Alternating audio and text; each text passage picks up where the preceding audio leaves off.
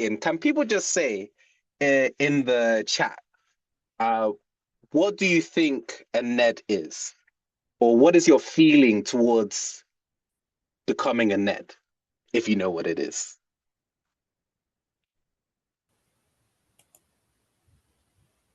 Yeah, non-executive director. Yeah, yeah. What are feelings around Neds? Like, I don't know, are you curious? Are you excited? Are you on your way? How are we feeling about the idea of being a Ned? Mm.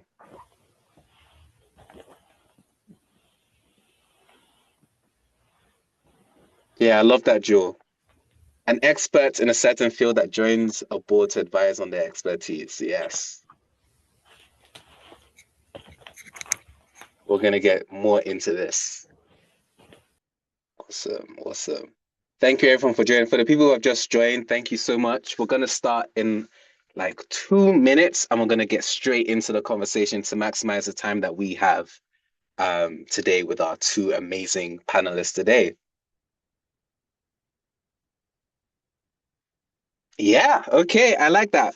Uh, how do I say it? Is that Pierrick? Hopefully I pronounced that well. If I haven't, then tell me shut up. But yes, curious about the topic. You've only heard about it once and looking to learn more. Yes. I think that's the majority of people today. That's the majority. I actually heard about it really randomly through going to a wonderful event that Beatrice puts on. And they were like, hey, Ned. And I had no idea what it was, but I like Beatrice. So I was just like, you know what, let me come through. Let's see what's going on. And I got blown away by the conversation, by the people. So I can't wait to share some of that with you all today. Awesome. Thank you everyone for joining. Just we're gonna start in, we're just gonna give it 1 more minute, and then we'll go ahead and start to maximize the time with everyone. Awesome. Okay, so let's get started and people just join in as they come. So once again, welcome everybody. Happy Monday evening. Thank you so much for giving us your time today and for joining us for this amazing conversation in what does it mean, what does it take, and what exactly is a NED, a non-executive director. My name is Obina. I am the chapter lead for BYP London, and it's a pleasure to bring this event and other events like this to you. I won't do the spiel about BYP because they actually have a big conversation to get into today, so I'm really excited to do it. And so with me, I have two amazing panelists. We were going to have three, but unfortunately, one of them could not make it due to other commitments. They have a message for you all, though, so we'll send that up in the follow-up email. But with me is the incredible Nzube and Beatrice, both members of the IOD, the Institute of Directors. There we go. But as we get into the conversation, they're going to do a bit of an introduction of what the Institute of Directors is, the IOD, and then we'll get into that NED conversation. Thank you, Ali, for the interaction. By the way, people, don't just sit there in silence. Please feel free to message in the chat, say haha, hee hee, or oh no when it is necessary. And we'd love to engage with you throughout this entire conversation in the chat. So please feel free to do that. And also a warning at the very end, I'm going to screenshot so people can feel free to, turn on their cameras at the very end and we'll take a picture to actually say we're enjoying this and we actually have these conversations and we're not just making this up. So thank you. Thank you so much. Okay, so before we get into the conversation, we need to start with introductions. And I think both of you will do a better job at introducing yourselves than I would. So I'm going to hand it over to each of you to just introduce yourself, say who you are, what you do in the net capacity and in general, and then we'll get into the conversation. So awesome. I'm going to start with Beatrice. Go ahead. Who are you? What's going on? Hi, everyone, and thank you, Obina. Thank you for the energy. Well, my name is Beatrice Ngalula Kabutakapwa. Professionally, I work as a business storytelling coach. I'm an author, I'm a professional speaker, and my mission with my work is to help folks, leaders, and entrepreneurs who are usually not put on, what are usually underestimated, to make sure that they are more visible, more confident by leveraging their lived experience. However, At the IOD, at the Institute of Director, I am part of the executive committee for one of the special interest group, which is shortened in SIG, of the IOD, which is called Emerging Nets. And what I do as a committee member on a voluntary role is covering everything marketing and communication. So everything that has to do with promoting events and helping us to be visible online and offline as well during events as well. I take care of that. And I have been member of the IOD and of the committee, I think now for this is probably the third year. I think, but maybe Nzube can confirm because I can't remember. But yeah, it's probably the third year. And before joining the IOD, I had no idea what a net was. I wasn't even aware of the term. So today I want to share with you what I've learned, what I've listened to from other NEDs as well. I'm not a NED myself right now, but I have clarity on my journey in the in the NED roles. So I'm gonna share what I've learned from the different conversations that I had with different non-executive directors. And I'll pass the mic to Nzube. Thank you so much, Beatrice. Good afternoon, everyone. Thank you, Obin, for that Monday energy. I feel it. Dalurinne, it's exciting to be on this call with the BYP folk. What I'll follow Beatrice's format. She's just an amazing speaker. Anytime I hear her, I'm always making notes as to how I can elevate my speaking game. But personal introduction: I work in corporate finance. I'm the founder of an advisory firm that supports early stage tech ventures primarily, but also non-tech ventures with strategy, fundraising, and other aspects of growth, primarily pre-seed to Series A, but I have a couple of later stage clients. And we do different things with them, as I mentioned. Um, my background is in tech. I did study computer science before switching on to finance. Worked in finance in some of the brands you all recognize in Canary Wharf and the City of London before venturing out. I would say that I have been on boards for a while, and I'll talk a little bit more about different types of boards a bit later on. So currently sit on about 5 boards, a bit too many if you do ask me, yes, but it's a privilege to serve.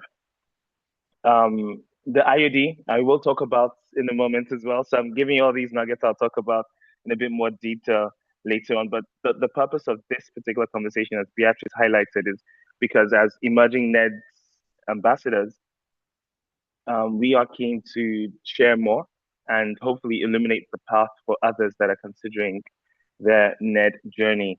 So the Emerging NEDs is one of the SIGs within the Institute of Directors, a 120-year-old institution. It's pretty international. I'm working out of the London offices today. I thought I'll give you guys a quick tour as well if we have time for that later on.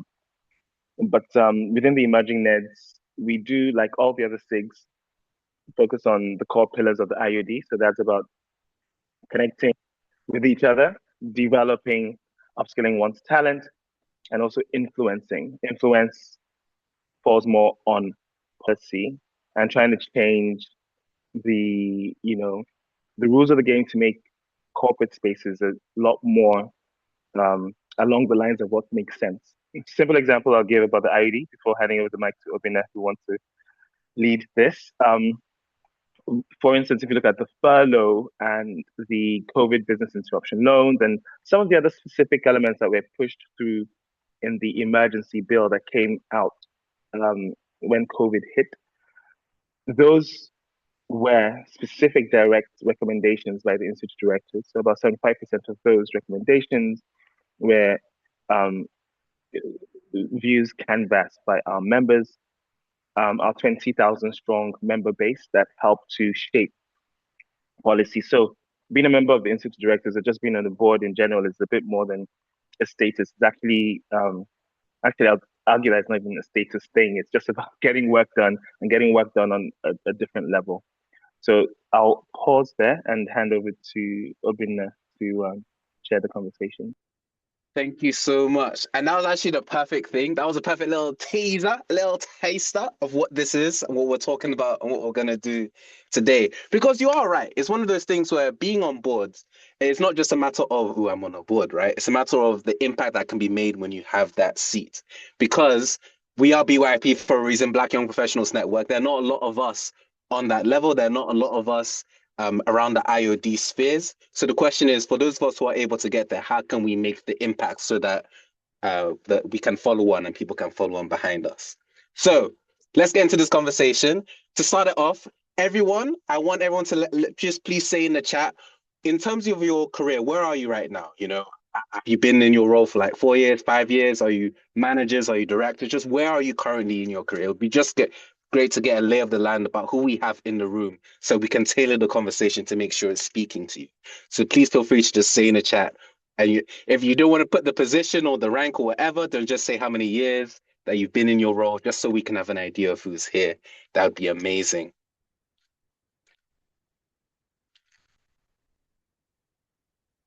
There we go. Yes, I'm seeing 8 years, 6 years in your new role for 15 months. Congratulations, by the way, 15 months.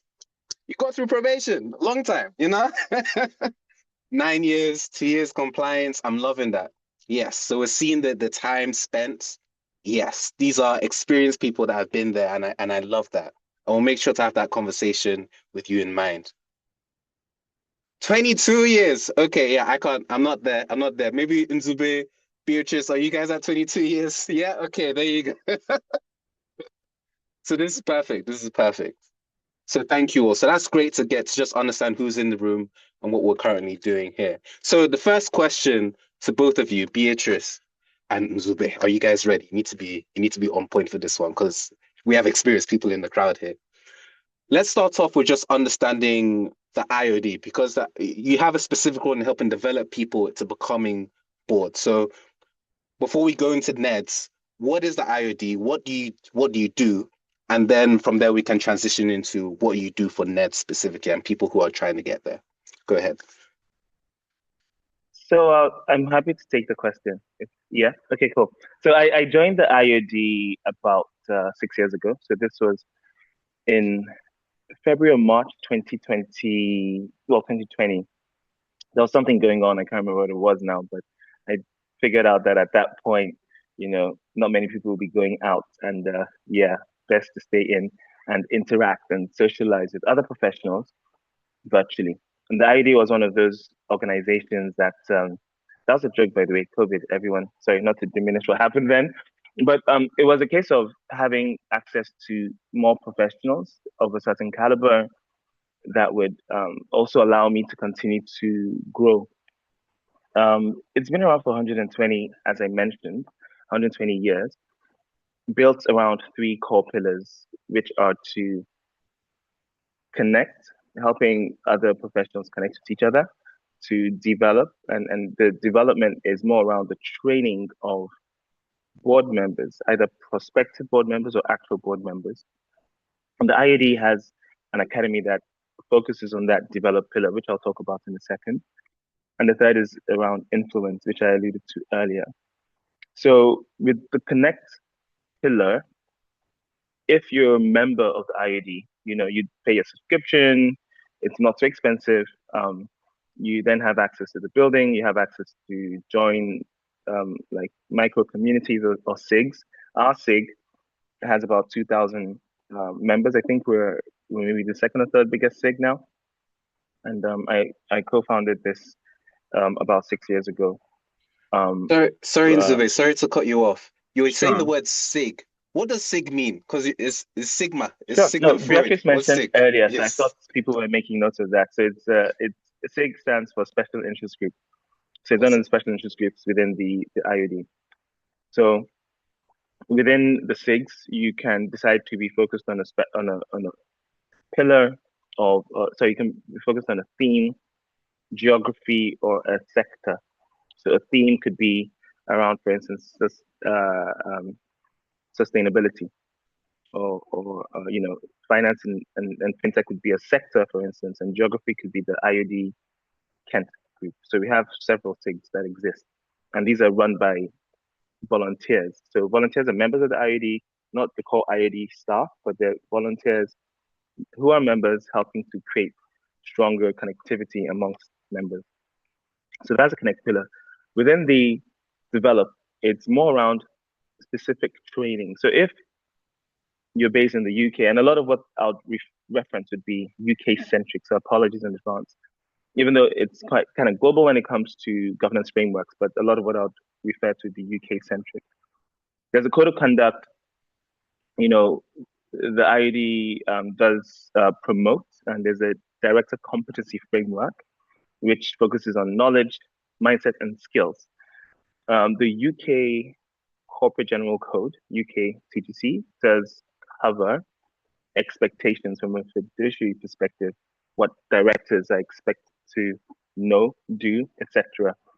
So our framework maps nicely onto that. And through the IOD Academy, you can go through specific courses that will help you develop as a professional. And they cut across lots of different spheres. So for instance, now I recently, even though I did allude to the fact I've been on boards for a while, my very first board, and I'll talk about types of boards later on, but my very first board was over 20 years ago. And the specific so I didn't think there would be so much I could learn because I've been on boards, but having attended some training recently, in particular, there was the role of the director on the board, finance for non-finance directors, leadership and strategy. There's a lot of content that's useful. And if one has the budget, or your companies can, put you on that fast track, then it's something I'll encourage you to explore alongside or as opposed to an MBA, up to you. Then the third and final pillar is influence. So the IED does canvas and get views from its members. There's this monthly, probably more frequently than monthly now, but we send out information requests, surveys to members, and it's called Policy Voice. So the Policy Voice team would get these synthesized into a coherent piece, and the IED has regular communications with Whitehall, and then we engage to figure out, okay, this is what our members are saying. This is how we can make the world of work, the corporate space, the business world a lot more, supportive of, what directors and what companies are trying to do. Which, if you're like myself, I do believe most corporates are trying to make society better. It's not just about a double bottom line, right? The cash flow and the people within. It's also looking at the planet. So these are things that you can benefit from through the IUD. That was a really long response, Obinna, but I hope it covers all the things you're thinking. No, that was perfect. I think it sets the stage about who you are and what the IOD does. And so if anyone's interested, I'm sure we'll bring it up throughout this conversation. But please feel free to follow both Beatrice and Nzube on LinkedIn, and you can learn more about that. And you can also follow the IOD as well. So you alluded to a lot of different things, the role of IOD in developing people, but also the idea of boards and the fact that there are different ones. Let's jump into that. What is a NED? And what does it actually mean to sit on the board? Because it sounds really cool. It sounds like a boardroom. I'm just sitting on the table and telling the CEO, go and make us money. But I'm sure it is more than that. So please talk a bit more about what actually is a NED and what does it mean to sit on a board?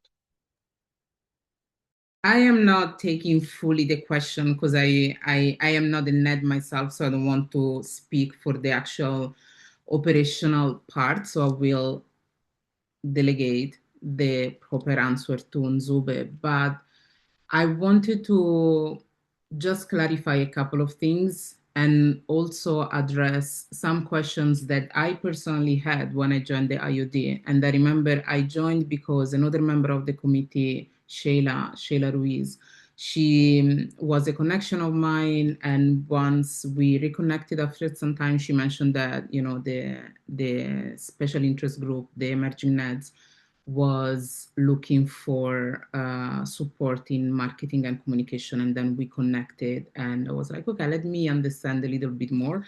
And I had this privileged chance to have a one-to-one with Sheila and ask her all the questions that I felt were like very silly. I was like, okay, that sounds like fun, but like what is it, and what does it look like, and what do people do? And so I feel that sometimes we also, no matter of our roles and our experience, we shy away way too much from asking the silly questions. So just to address two things. The first one, the fact that, just to clarify, that we are members of the IOD, but we do not work for the IOD, because that's a question that often comes up when we do walk and talk, which is like a tour of the IOD that we do as a SIG. So we do not work for the IOD, we are members, and within the IOD, each special interest group has their own mission. So our mission for us is to make sure that we develop and we connect and we help and facilitate the inclusion of, different people who want to become non-executive directors. So everyone who doesn't have an understanding, and especially people who are usually not seen in the boardroom.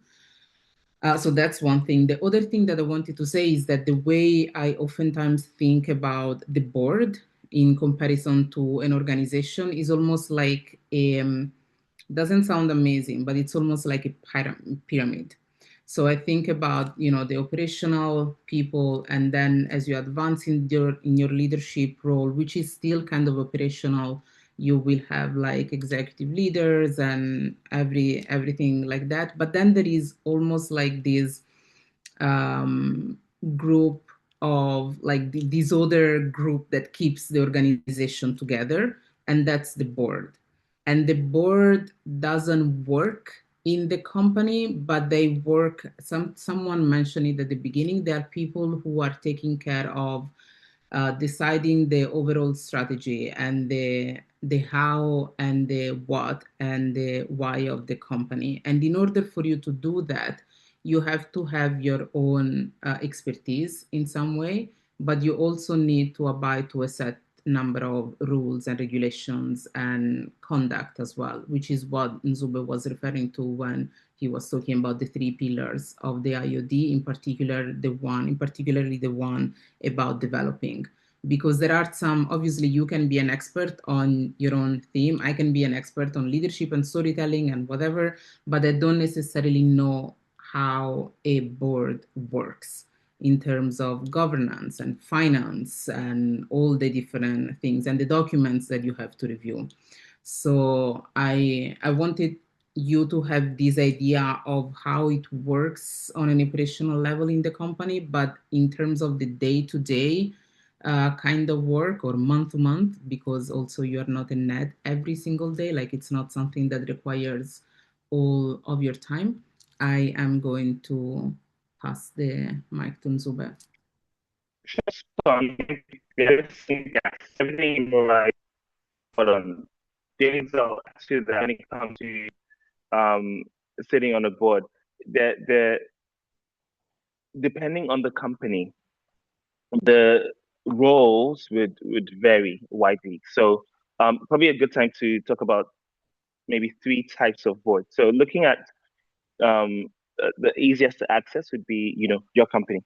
So if you set up a company tomorrow, right, then you have the option to also set up a board. So you do what you do within your team as perhaps CEO or whatever role you do take up with an executive function where you're doing a lot of the work. You may have people that you would bring in to support you with some of the execution.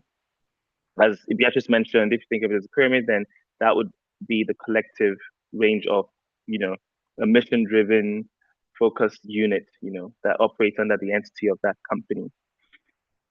A board, if you then take that option to create a board, is your governance umbrella.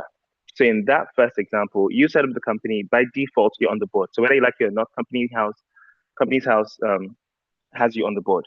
Sometimes you'll be the sole board member. The rules have changed slightly because before you need to have a separate person that'll be the secretary of the board, whilst you be the director of your self-employed company, or sorry, they don't go. If you be the director of your company, if you set it up yourself, you typically in the past have had to have a separate secretary that'll be registered. Now, I think you don't have to have a secretary. You can be the sole director, and you can either have someone else appointed as secretary, or you can also appoint yourself as a secretary. But outside of Companies House and you becoming a board member by default when you set up your an entity, which is the easiest, you can work within the third sector or smaller companies that might invite you to be on the board. So in the third sector, charities, CICs, etc., would have a structure where they would have trustees. If you're to become a trustee, that's another name for a board member, but just in the third sector to be called a trustee. You'd also have to abide by not just the company's conduct rules, there are a set of rules that apply to charities based on the Charity Commission's code of conduct.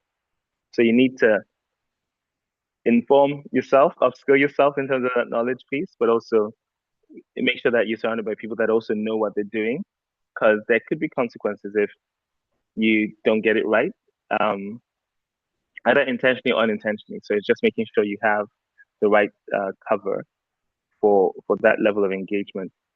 School governance, that's also a type of board membership. So within schools, you might be invited to be part of that framework. You also have other structures which I'll leave out, but those would be kind of, I'll say, the mid-tier. There would be maybe you can't just say, hey, I'm doing this and now I'm on the board. There'll be a bit more structure and some rules around it. Then maybe the third rung on that ladder would be a well-serviced company that's been operational for some time. It might be a publicly listed entity. It might be a joint venture. It might be a more complex structure, but governance would be part of the heart of that type of company's operations. And there's a much greater separation between the executives and non-executives. You can have some non-executives, as Beatrice said, when you're an executive, you're working in the business. When you're non-executive, you're working on the business. So you're just helping to develop that strategy, that vision. You're handing things over to the executive team who would then do the implementation. The day-to-day, like I said, depends on which type of board you're sitting on. It's definitely not full-time unless if there's a crisis that you might have to be called in several times a week to deal with items on that particular, on that particular agenda.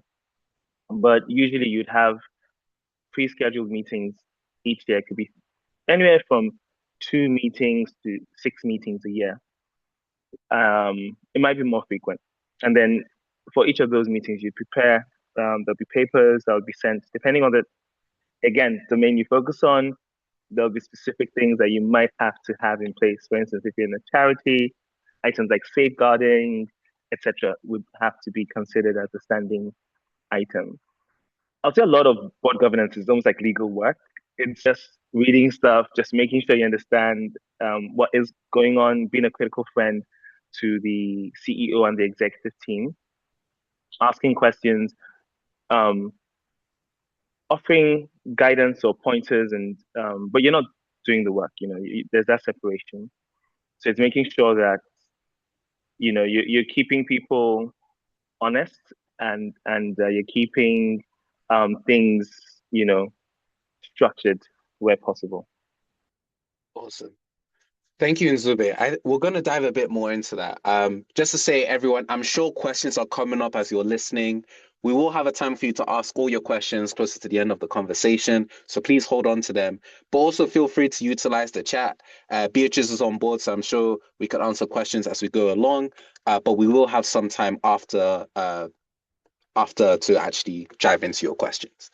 But let's talk a bit more, because we've now had a bit of a high level understanding. Okay, so these board people, they are basically these advisory people that sit on top of the company, right? They don't do the work, but they tell the company this is the work you need to do, in that sort of capacity.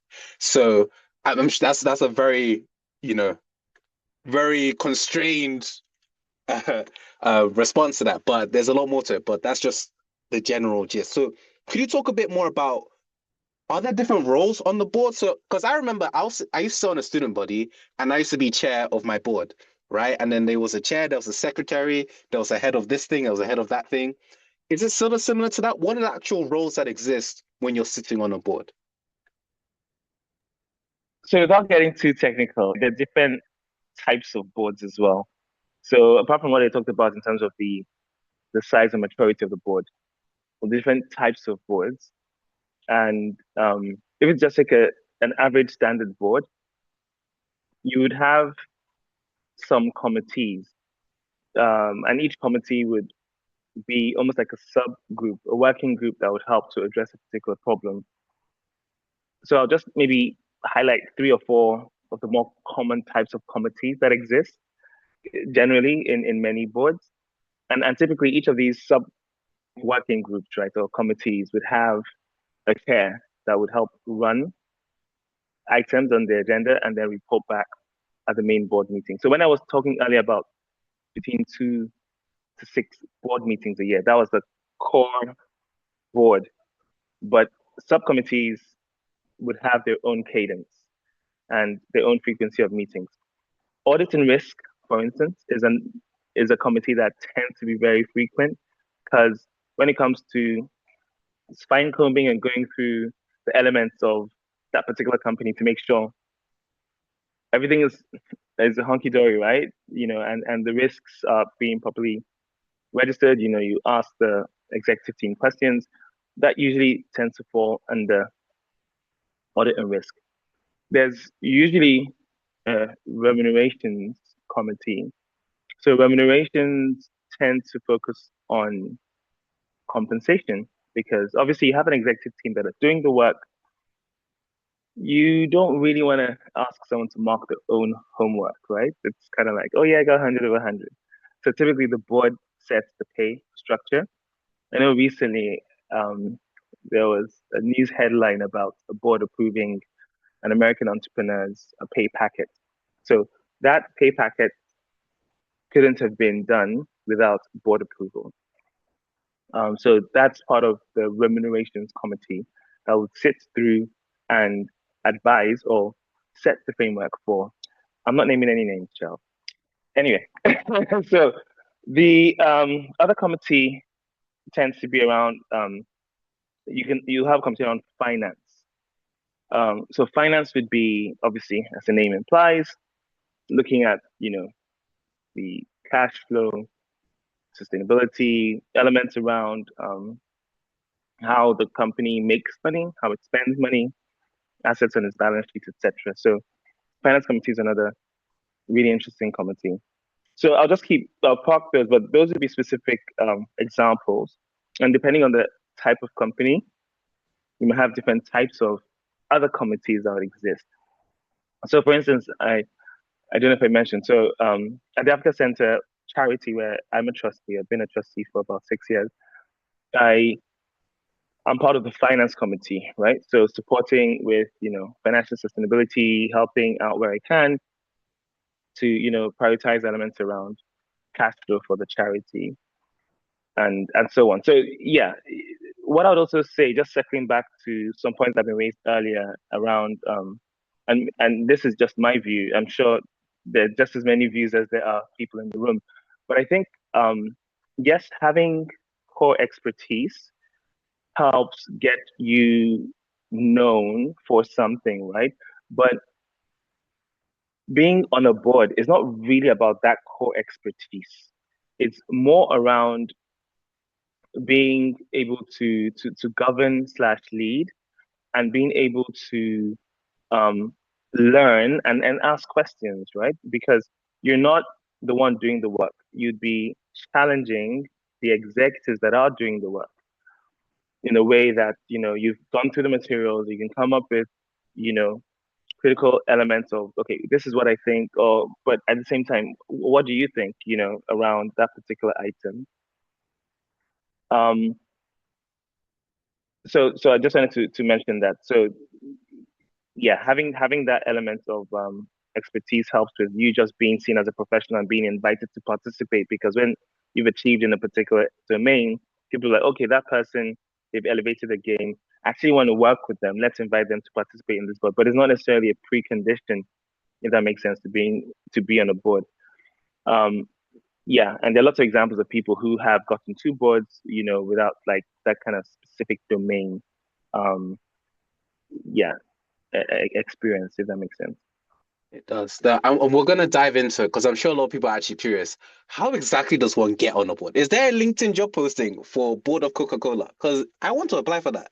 So we're gonna get into that. We're gonna get into that. But before that, let's talk a bit more about what exactly is the benefit of sitting on a board. You mentioned that you're a trustee, and so the trustee is like a board for a charity, right? So you're a trustee in that one. Um, why would one do this, right? Like, do I get paid for it?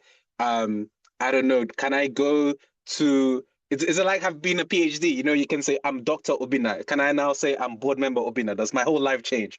What exactly are the pros besides reading a lot of paperwork of being on a board? I'm still trying to figure that out. But I'll say more seriously, board members, and I'll be curious to also get Beatrice's input on this. But I think the service element is what you have to lead with. It's really about what you get, right? So usually you're taking on additional responsibilities, legal, fiduciary, risk that exposes you, right? But at the same time, if you're passionate about a particular domain or you think you can, support in any particular way, then that allows you to, leverage your impact, and you can help change policy, change, being a good corporate citizen, change things in a way that's more persistent. Because I suspect most people in this room would have a not necessarily an activism bone in their body, but like, you know, advocacy, it's all about trying to create spaces for not just equity seeking groups, but spaces that just allow for society to be more balanced, right? So being on a board would help with that, in terms of applying yourself to help change things. Benefits. So I'm not on any paid boards. I'll have to raise my hand up and say, not paid in cash anyway. The two charity boards and then three small business boards. So part of the payment you can say I receive from the small businesses, I'm allocated some equity. I mean, but also I invest in companies, right? So sometimes I invest and get a small, like very minority stake in the company, but they might also invite me to become a board member. It's not contingent. They're not they're not hand in hand, but it could be just another option if founders or the executive team thinks that, okay, hey, we think we can benefit from your expertise or your expertise in terms of governance or fundraising. Sometimes people want to have someone fundraising close in a particular period of the company's development. And that's another thing to think about. Board tenures um, are not forever, right? There'll be a time you serve after which it expires. You can either get voted on again. I think some have a 2-term limit. But given that you're serving, sometimes you also want to just refresh the board, get a fresh pair of eyes and ears into a particular scenario to support. And then the last thing I'll say is, with respect to the maybe apart from the upside of yes, you can make things or help make things happen, and help change corporate governance structures.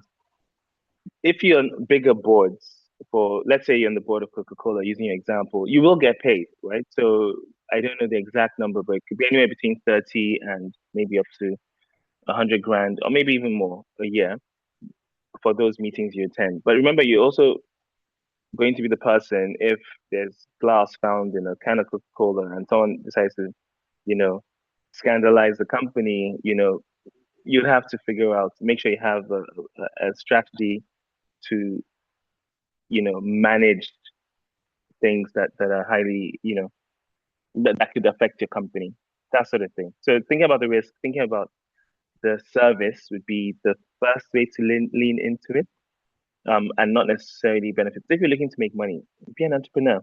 Board routes, they're not about making money. You don't make money as a board member. You serve your community.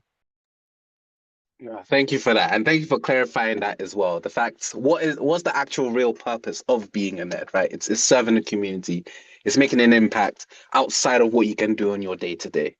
I There was, I wanted to go ahead, share Beatrice. Yeah. three points that I've heard from the different types of nets that I had the pleasure to talk with. Last year, we organized an event that was the event where you came, that was all about understanding the differences between the different type of nets, and also understanding, you know, the different journeys and why people might want to join, understanding how to join and the different routes to join as well. And then we also had, because as an emerging net, something that we do very often is organizing events where people can come together and they can learn and they can share, they can network. And we also had a roundtable. It was still last year, and it was a mix of audience between people who were looking to become in nets and recruiters as well, because there are specific recruiters for certain types of high level non-executive roles. And there are really three things that stood out in terms of why people want to become non-executive directors. And the first one is representation. So the fact that you see, like, one of the issue is that boards look pretty much the same in general, generally speaking. And that's a problem, because if, you know, if the same thoughts and the same ideas and the same experiences are in the room, then obviously there will be, if there isn't an opening or like a perception of everyone else, obviously some voices will be inevitably, you know, forgotten or unheard, or maybe sometimes even purposefully unheard. So the very first reason, and I heard this from a connection of mine as well, who is on one of the NHS boards, and she was mentioning how she joined the board because she saw that, you know, there was way too much discrimination and too much you know, lack of diversity and inclusion. So she, that's what one of the reasons why she joined the boards, because she wanted to have a voice in there who can who was able to shape the conversation. So that's reason number one. Reason number two that I heard is what Nzube also referred to, purpose. So I have all this knowledge. I really care about a cause. I really care about the work that an organization or an NGO or, you know, like any type of corporate organization is doing. I want to give what I have in terms of knowledge to them. So I join the board, I influence their direction, I make sure that they are maybe more visible, more financially stable, or, you know, more everything, so that they can be a better organization. And then the third reason, which I think it's, you know, we do live in a capitalistic world, and I think that it's not, we shouldn't be afraid or ashamed to talk about money. But the third reason that I heard oftentimes, it's also to have a plan for the future. So there are some non-executive directors who have a portfolio of nets, right? So they have nets roles in different organizations, and these are paid roles. So in that way, when they are retiring, they start thinking about, okay, I do want to give back, but I also want to have like a plan for my retirement. So I'm going to join like 1 to 2 boards. The commitment is not the commitment of a full-time job. So I might have like the monthly meeting or the quarterly meeting, or maybe more responsibilities, but I will have a plan, like a financial plan for my retirement. So I think that if I could summarize the reasons that I've heard from non-executive directors to join boards, those are definitely the three: representation, giving back, and planning for the future. Can I add one more thing as well?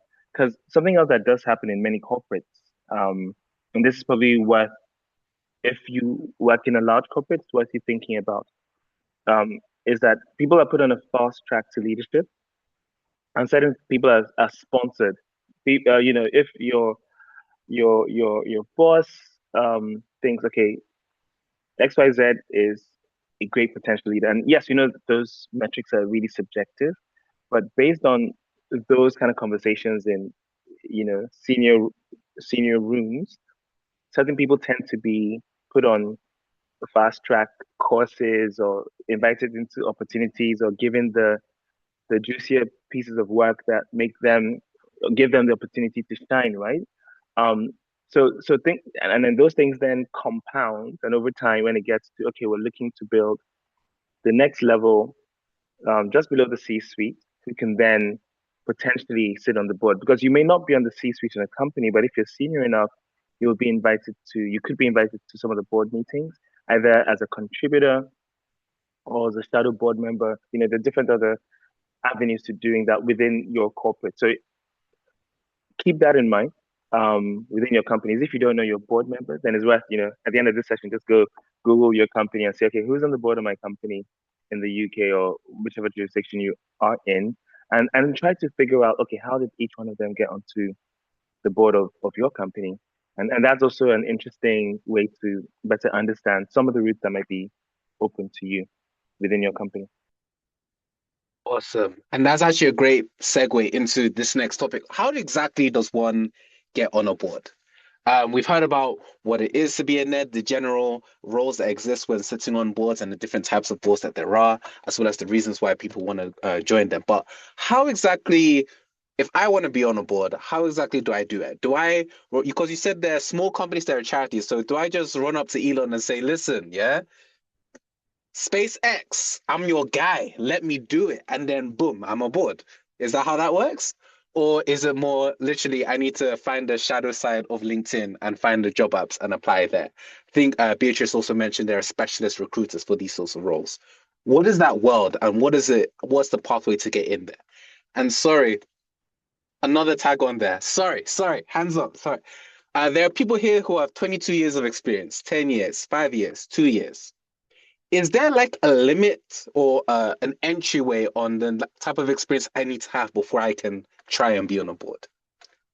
Go for it. Zube, if it's okay, I'm going to address this from the perspective of the individual, and you can talk from the perspective of the actual board, because we hear this question over and over again. And sometimes it might be frustrating for people to try and understand, especially when it comes to recruitment and, where should I go and who should I speak to and how do I apply? And some of the roles, I've seen them actually on LinkedIn. But from the perspective of yourself, what has become clear to me is that you need clarity first for yourself, like before even considering applying for a role or looking for a role, because of the things that I mentioned before. So representation, giving back, and possibly even thinking about your financial future for retirement plans or things like that. It's very important that you understand why you want to do it. And this is actually something that even a recruiter mentioned. And he's very much used to look at CVs of very experienced potential NEDs and, hiring them and all the different things, all the different steps. But something that is very clear is that you need to understand why you want to do it and for whom and what's the purpose. And you need to have clarity on those elements, because otherwise your energy will spread out trying to, it will be a little bit when you're desperate for a new job and you just apply for everything that appears on LinkedIn. You want to be very very specific and very intentional with it, because then you can also shape the either conversation or the CV based on that. So in terms of like the next steps that I've seen is either networking and getting to know the organizations very well, and then maybe seeing if they have roles. And this is one option that I've seen. The other one is, this actually came from one of the speakers from last year event, who mentioned that it didn't necessarily go for the most famous or for the biggest organizations or for the ones where you have to fight your way in because there isn't enough representation or inclusion. He actually went to support an organization that supports one of the communities he's part of. So it wasn't this big fight, and it wasn't this big like, oh my gosh, how am I going to do this? It was alignment. So sometimes it's easier than you think because you're more aligned with certain organizations than other. And again, that goes back to why you're doing it. If I have to give, for instance, my own experience, and I remember I mentioned this to Obina some times ago. At the beginning, when I joined the IOD, I was thinking, I don't know, I want to be on the board of Netflix because I just love it, and I love media representation. And, it's a huge company that I've always been passionate about, and I've worked with them a little bit with my business. But then if I had to think about what I really cared about in terms of, okay, where do I want to put my expertise in? What I realized is that there are two topics that for me are super important and not supported enough. And one is women's health, and the other one are children in any shape and form, like anything that has to do with supporting children development. So for me, I know that moving forward, and even now, what I'm doing is connecting with those organizations. One of my clients have been Save the Children. So I'm talking with their C-suites and trying to understand what the boards look like. I'm not applying for anything yet, but I'm trying to connect with them, understand them even better, and understanding, what they do and what they need. And this is my journey. It doesn't mean that it's the right one, but from what I've learned and from what I've gathered from other NADs, it's one of the options. I've also got Netflix on my list, and Disney and Amazon. But no, jokes aside, I think if I get a big board role, and actually, I'm not just looking at large American entities. I'm also keen to support maybe a large Nigerian or a large Chinese company that wants to list in the London Stock Exchange. If they're looking for board members, just hey, I'm here. But the route to board engagement is so varied. Beatrice talked about her pathways that she's currently exploring, and everyone's very unique. So I started my company was the first kind of board experience I had because I was keen on having structures. I wasn't my board chair. I had a proper board. I was a member of the board, but I had not a person as a chairman at the time. And the idea was, about growth, about having the right sort of uh, framework for thinking about working on the business. Currently, if you're earlier in your career, I'd say yes, you might want to start thinking big picture because you want to get everything now, but it's more around just doing the things that will allow people to know you as a true professional. Continue to deliver the things you've got, in front of you. Um, Getting people to recognize your ability to come through. That say do gap. If you've not heard of it, it's the difference between what you say and then what you say you'll do and what you actually end up doing.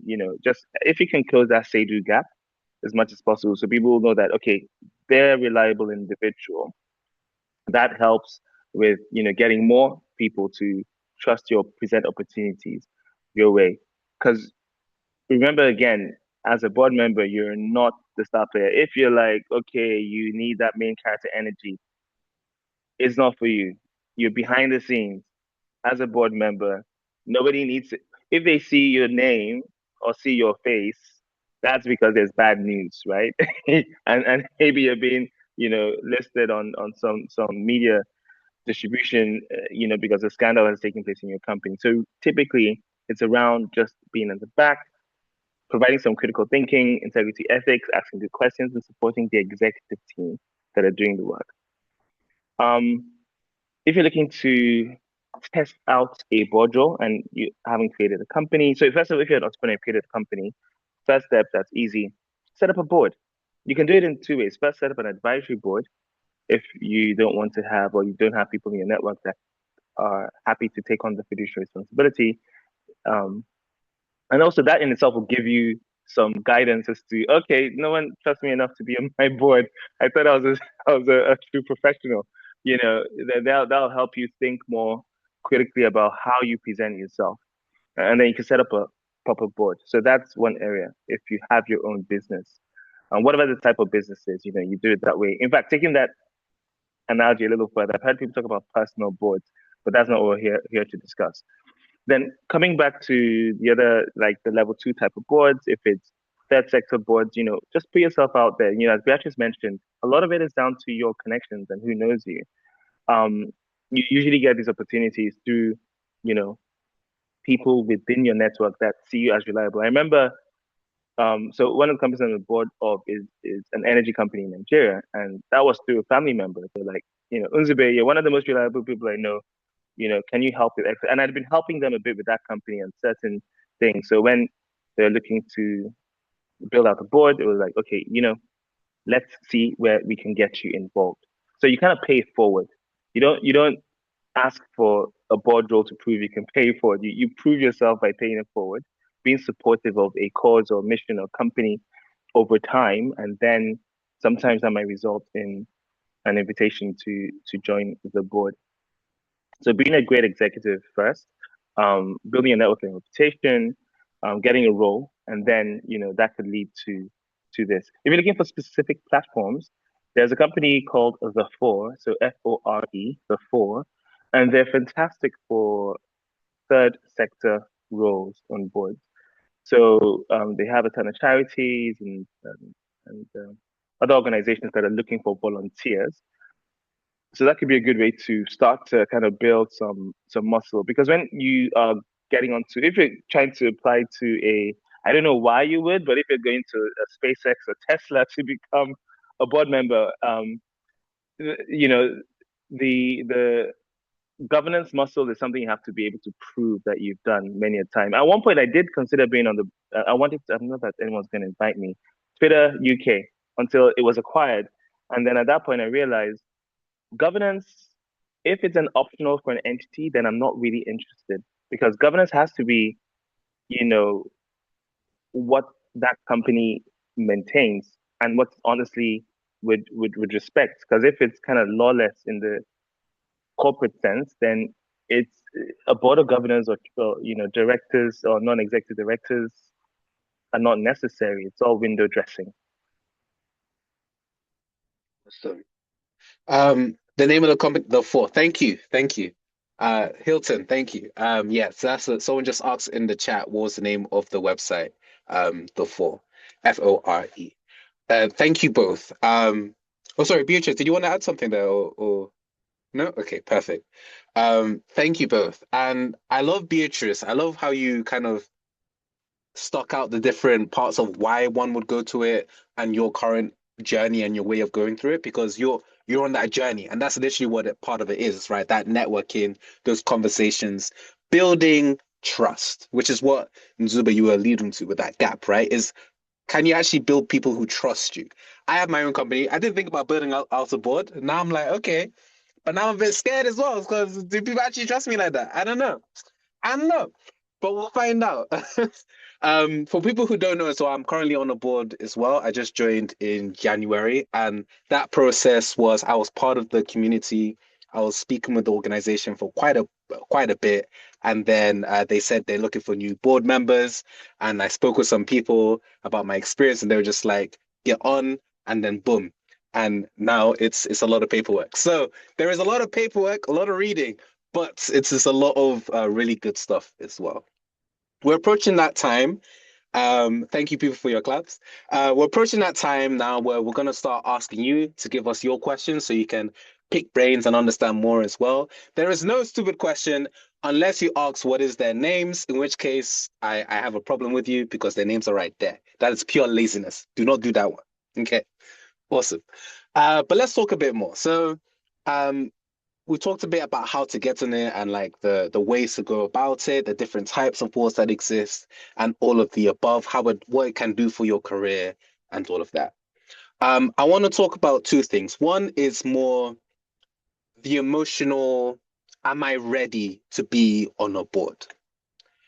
It'll be interesting to know from both of you, how do you think about, am I in a position with what I've been through to actually sit on leadership for a company? And what are some signs or some ideas that I can look for to know that, okay, it is time, let me try small? Or is there even a time? It would be great to hear from both of you what you feel about that. Should I go first, Beatrice? Let's say, so it's interesting. I think, and that's the unfortunate reality about boards. Because of the level of risk, they only tend to attract a certain, archetype. Someone that kind of maybe believes they're always right, or maybe someone that already has a financial cushion and can withstand a level of risk should there be, something that happens that takes the company sideways and leaves you exposed. Are you ready to be on a board? If you lead anything, be it you've organized a trip. I know that's a bit simple. You've organized a trip for a group of people, or you've led student union activities, or you've led initiatives within a company. Then I'll say you probably have that, you know, mindset for being on a board. The knowledge gap, is one where you can, if you're interested in being a board, then just look through, the UK corporate governance code I alluded to earlier, and any other relevant regulatory requirements for the sectors that you're looking to engage. Without that knowledge within that sector, then it's almost like, it's hard to say that you are ready. Then in terms of the experience, we've already talked about, your network, being able to add value because you're not working in the company, but you're going to make introductions, support with connections. If you haven't earned a network of trusted professionals who would say, oh, you've connected them to that person, so they're going to take that call seriously and go through with it, it's harder for you to be able to be, to bring value to a board because you're not working inside the company, right? So, yeah, I would say there's no age limits, or but it just helps if you've already built and established those things that you can pull from to support that company's specific objective. Awesome. I'm Beatrice as well. What are your feelings there? Because you're on that path right now. It would be great to hear. Am I ready? I think it's a very important question, especially in this space, because there are three things that come to mind, and one of them, Zube has mentioned it. So the first one is, what is this question addressing? So am I ready psychologically, in terms of mindset? Because I want to think that, I think that you never feel ready. You just need to make the decision. Like if it is a mindset, if it is a question of your mindset and you think about the board and you're like, oh my gosh, this place, which is full of executive people and they know more than I do and blah, blah, blah. We need to reframe or change the narrative to think, okay, I'm going to this place where I can learn more and I can give more. That's it. Like there is no competition, there is no, and maybe there is sometimes, I don't know, but it's about knowing what you're giving and knowing what you can receive as well, but having clarity on that.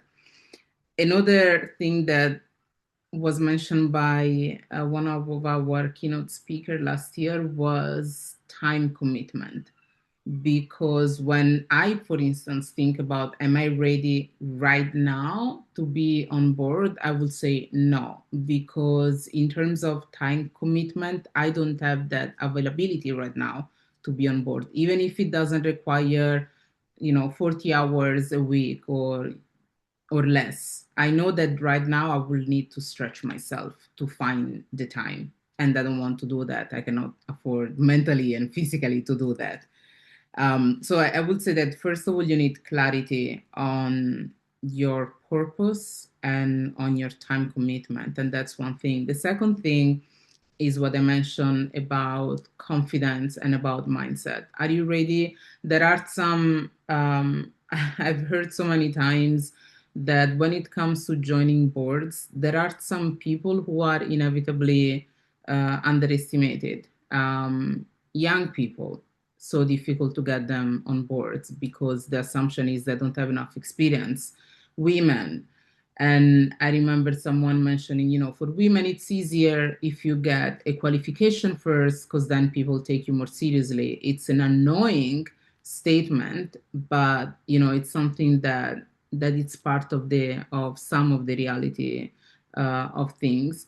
But it's really about, having clarity, having the confidence, which doesn't mean that your ego will go first, because it's about sharing your knowledge and sharing what you know how to do with the organization. It's not about you.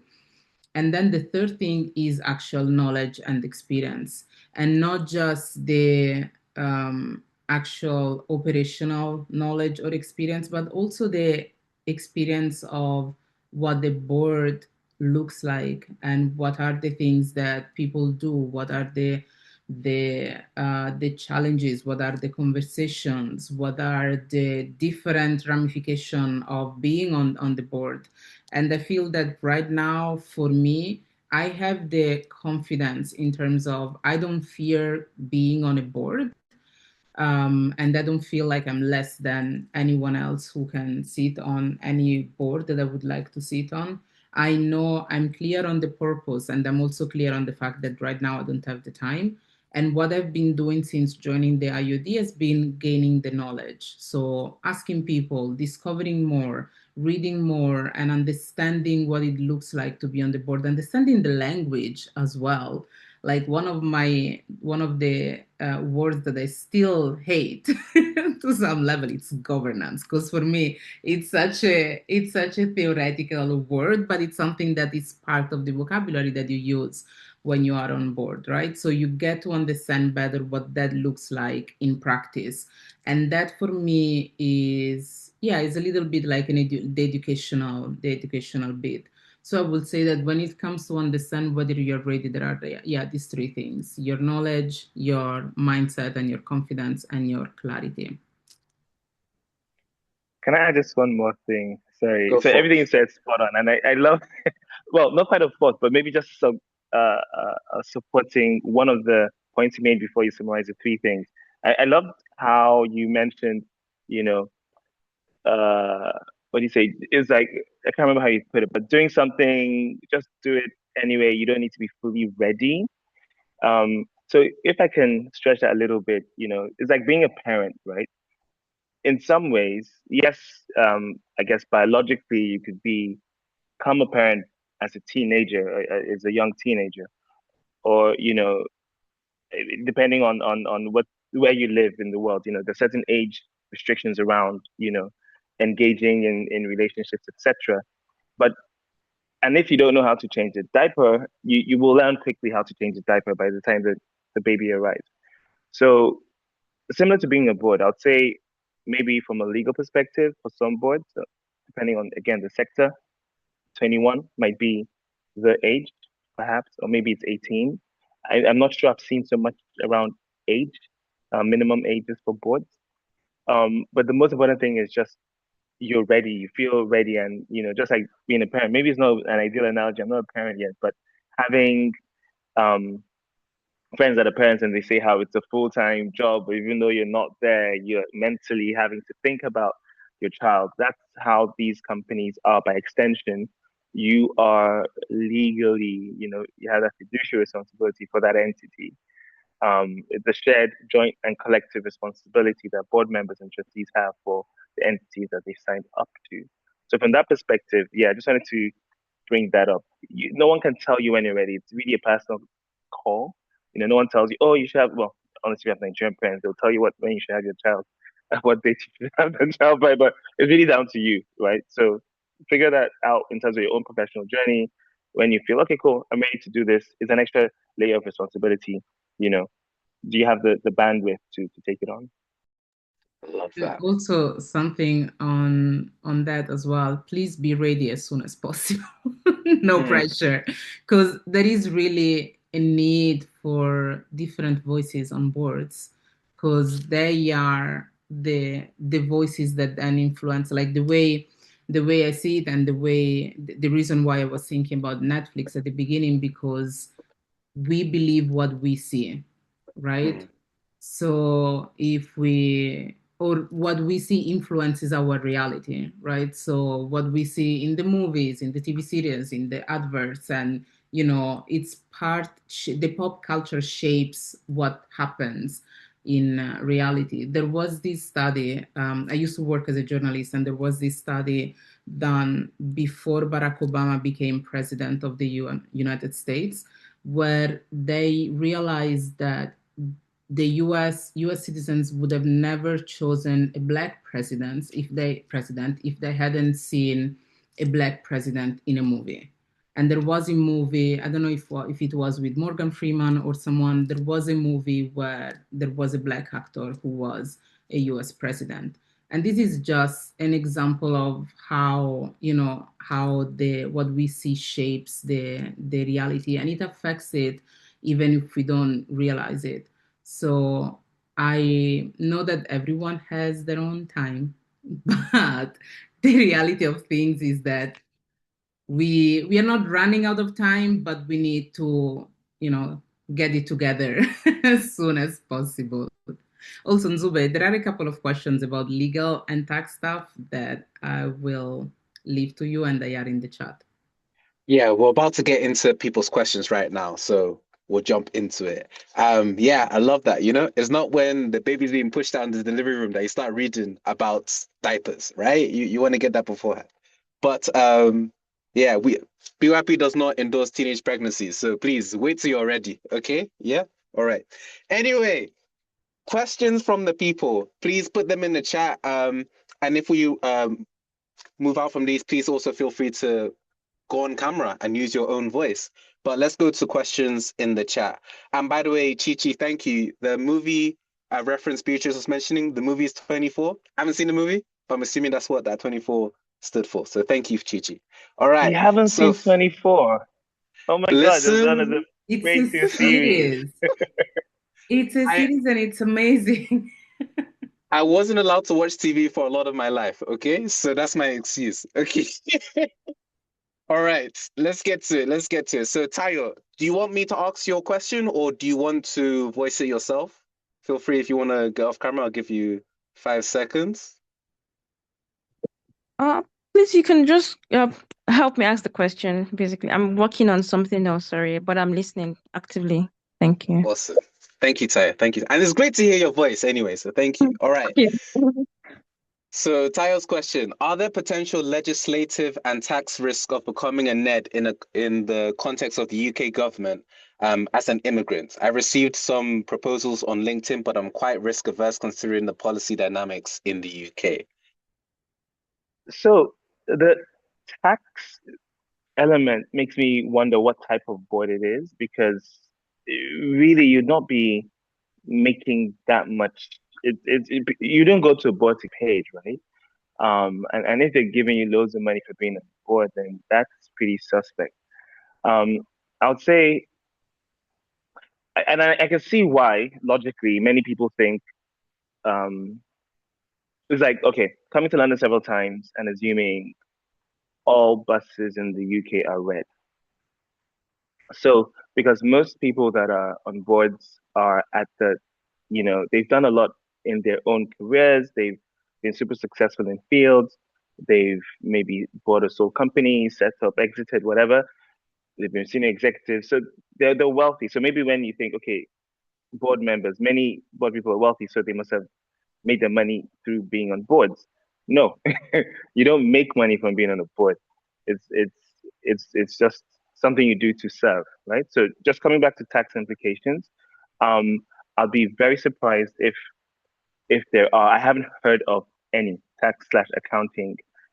If you are self-employed, or let's say you earn an extra 10, 20 grand on the side, that amount that you earn outside of your full-time employment in the UK would have to be declared and taxed accordingly.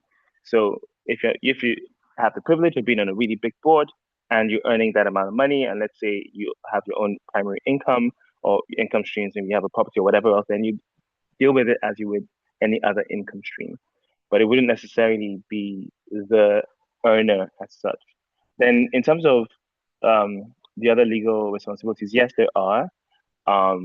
So depending on the board, depending on the entity, you'd have to assume a level of risk. So if the company, for instance, in construction space, and people's lives are put at risk each time, they're in a construction site, then there's certain policies that if your company, shortcuts or whatever, and people die on duty, there's certain things that could happen where it's not the company that they'll come for, but it's a board member that the law would go for. So in more sensitive industries, things like that, then yes, you will be on the hook for certain things that happen under your watch. Not the executives, but the non-executives would be responsible because the buck stops with you type thing. In terms of not just setting the strategy, but setting the overarching policy that would allow for the kind of behaviors that you want to happen to trickle through the entire company. So and that's why obviously if something were to go wrong or you get struck off being a director, then there's a period that the company's house, or in the UK context, they would say, okay, look, you you failed at this directorship, not necessarily because you had a business failure or market risks or whatever, but more around you violated the law and you tried to do things that were not good governance. Tried to take some shortcuts to do things that an objective person would say were not in the best interest of the company. You're looking out for your interests as opposed to the interests of the entity that you're responsible for. So using that child analogy, you can't just say the child should do A, B, C, D because you want them to do it. It has to be in the interest of the child to do A, B, C, D. If it's not in the child's interest, no matter what you think, you shouldn't say it. So that's how you should separate that separation. You're thinking about the entity that you're responsible for. And if you do things that are obviously to the objective person not in line.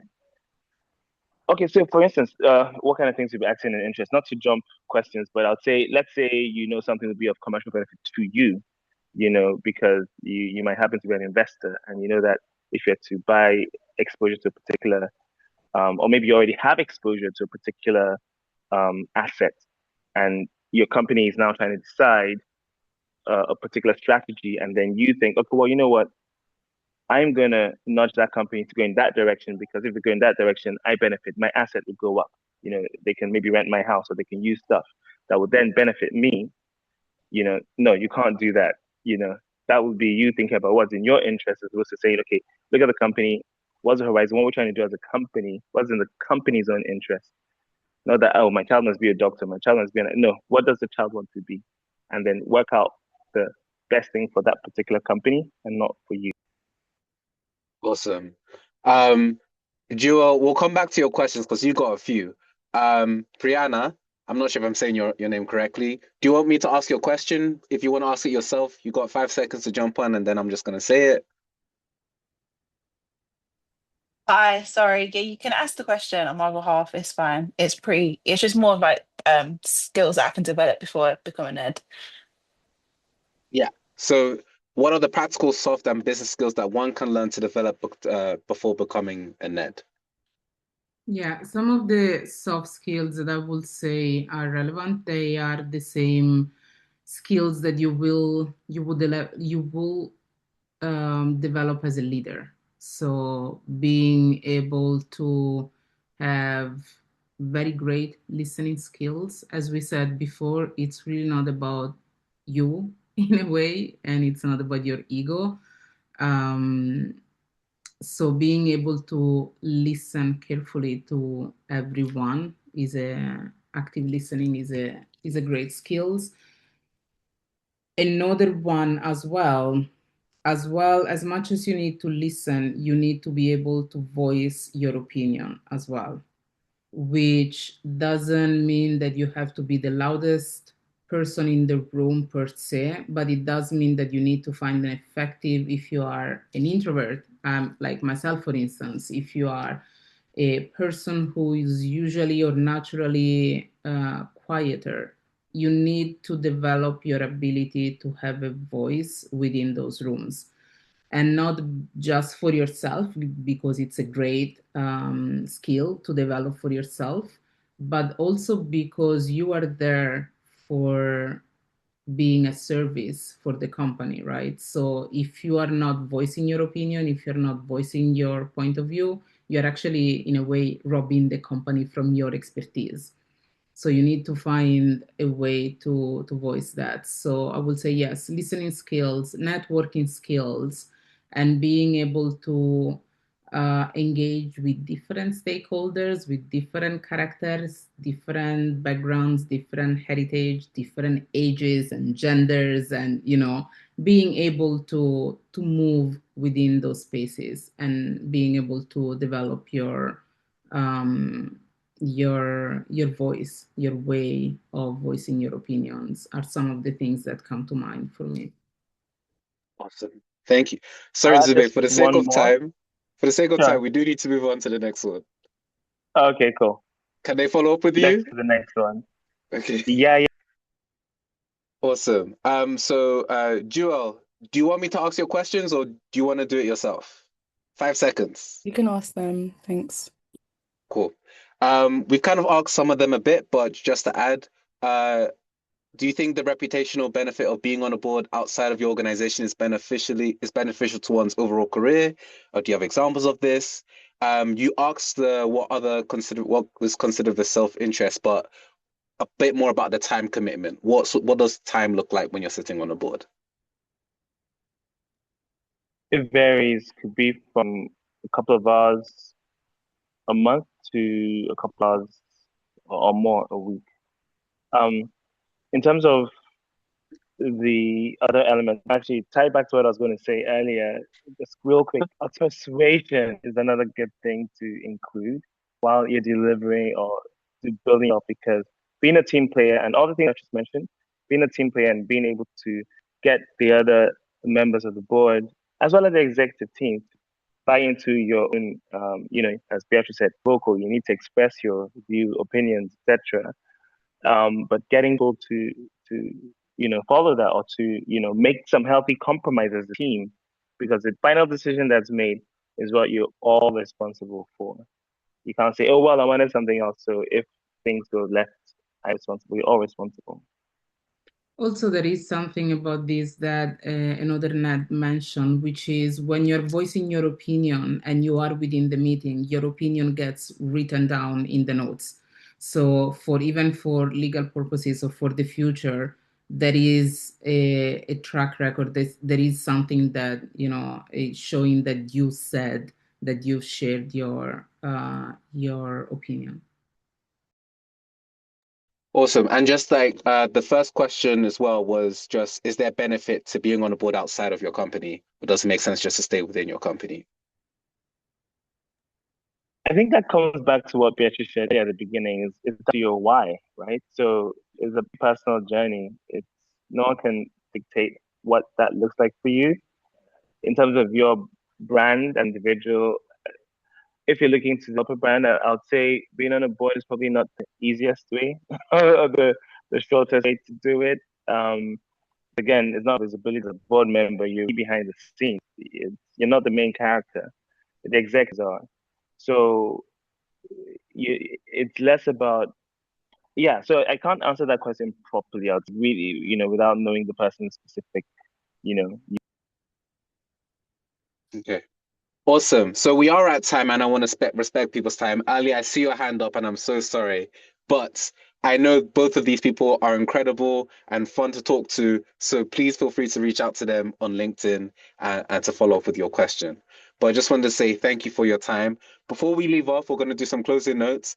Would people mind if we just take a quick picture? So we're going to switch to gallery mode. People, if you're capable, please turn on your camera so that we can know that this is real. I'm glad that you found it useful, Brianna. Thank you so much. So much. We're just going to take a quick picture just for everyone. So thank you so much. And thank you, Obina, for moderating this fantastic event, for letting people know that there'd be a picture at the end. Not everyone has their, London Fashion Week runway hair ready up front. So you gave them an hour and a half to get them ready for the photo op. So thank you. You're my board member for that one because that was actually your advice. So thank you. All right, I'm gonna take the picture in a bit. So 3, 2, 1, cheese. Hot. I don't know. Look like you're laughing. Yes, yes. Brilliant. All right, I'm gonna do one more. 3, 2, 1. Way. There we go. No chicken bones in anyone's teeth. Good job. All right. Thank you, everyone. Thank you so much for being part of this event and for being part of this community. If you're interested in the IOD or speaking more with Beatrice and Zubed, then you'll get an email afterwards with all of the information, as well as a special note from our panelist who was not able to make it today, but has some juicy gems that we'll share with you via email. Connect with them on LinkedIn. We may have a follow-up event where we do a tour of the IOD. Who knows? I might be a bit cheeky there. Who knows? That might happen. But please stay tuned to BYP for following events. Awesome. Thank you so much, everyone. Have a great evening, and thank you so much for your time. Take care. Bye. Enjoy your dinners.